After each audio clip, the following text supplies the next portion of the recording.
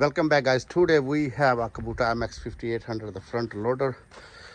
The bolt is broken inside here. You can see the bolt is broken. So I'll show you how to take this one off. The first thing is just take the drill, make the hole inside the screw. You can see we just drilled the hole, and now the main thing is we are going to heat up this one so all the debris can go away. You can get this one from the Amazon. It's really good, $15.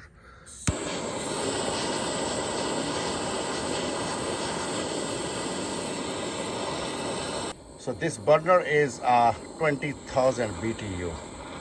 So we already did a really good number, almost like a 1 minute heat up. So now we have these threads. So we already make the hole, so I'm going to thread this one inside.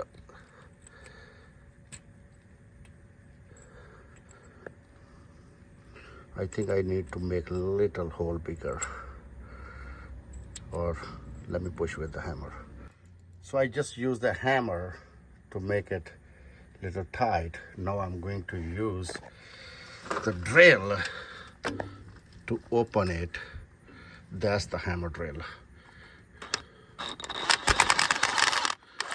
Now I need to make the hole a little bit bigger. Stay with me.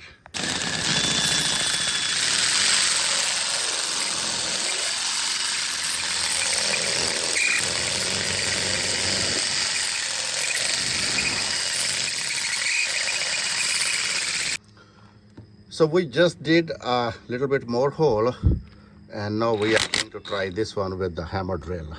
Slowly.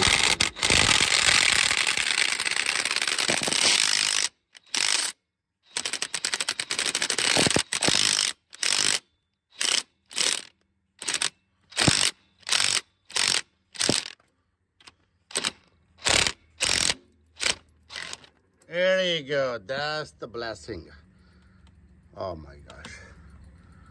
So we take two screws, one from here, one from here. I'll show you the both.